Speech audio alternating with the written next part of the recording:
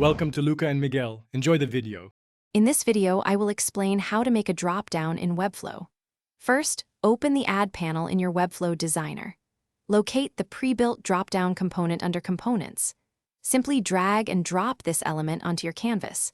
It automatically includes a drop-down toggle and a list, ready for your content. You can place it anywhere, like within a navigation bar or as a standalone element. Now, let's customize the content. Double-click the drop-down toggle to change its text or add an icon, making it clear to users. To manage the menu items, select the drop-down, go to the Settings panel, and click Open Menu. Here, you can add new links, remove existing ones, and double-click each link to edit its text and assign a specific destination URL. Styling is crucial for a cohesive design. Select the drop-down toggle, drop-down list, or individual drop-down links, and apply unique class names.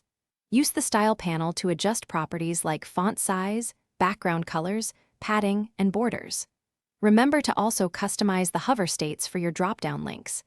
This provides a clear visual cue when users interact with your menu, enhancing the overall user experience.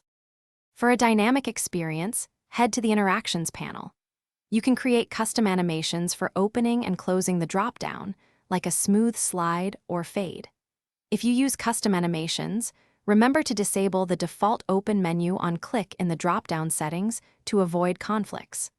Always preview your site thoroughly on various devices to ensure everything works perfectly before publishing your changes to the live web. Thanks for watching and please subscribe. It's the best investment you'll ever make.